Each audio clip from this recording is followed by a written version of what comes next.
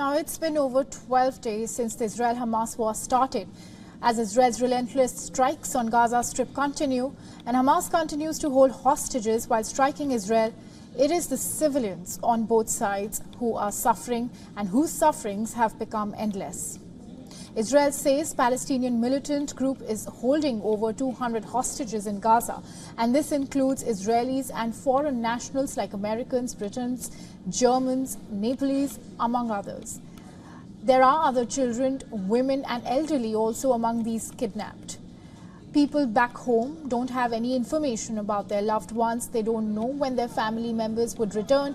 All that is left with many are the last voice notes, calls or messages. So I turned on my phone, and it was around 8:20 that I turned on my phone. And I saw that at 8:11, 2 messages had come in a row. The first one said, "I love you." And the second one said, "I'm sorry." And so I instantly, had this lump in my throat knowing something bad was happening or was about to happen. And I tried to call him, and he didn't answer, and I texted, and I still haven't had any response.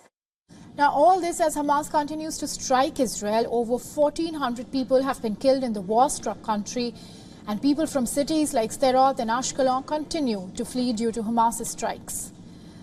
Whereas Gaza, a narrow strip of land, has been reduced to rubble. Death is all one can smell in the air. Displacement, destruction and deprivation are things that define life in Gaza now, amid shortage of critical supplies due to Israel's continued siege on the region. A bigger tragedy struck Gaza on Tuesday when a hospital where war victims were being treated suffered a blast.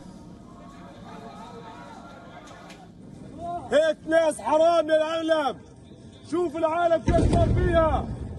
ارحمونا، خلي الله من فوق يرحمنا. كله هذا اللي بصير حرام. كله اللي بصير حرام. اطلعوا لنا كلهم. شوف الناس كيف ماتت. هذول كلهم مدنيين. فيش سلاح معاهم. The attack has claimed over 500 lives. It has been followed by more explosions in the Gaza city. Smoke could be seen billowing in northern Gaza. At least 3,400 people have lost their lives. Hospitals and refugee camps have been targeted. People are surviving on bare minimum food and water supply in the region. There's almost no fuel and electricity, and over 1 million have been displaced from their homes. Look how the children is living, how old people is living. And this is what happened. This is people, they wake up in the shelling, in the bombing, and so the rockets flying. And that's the real life, which they have to look at it. As war rages on, civilians continue to pay price, whether their lives on both the sides. At this point, ceasefire is nowhere in sight, and peace seems like a distant dream. Only sufferings seem to grow bigger and deeper.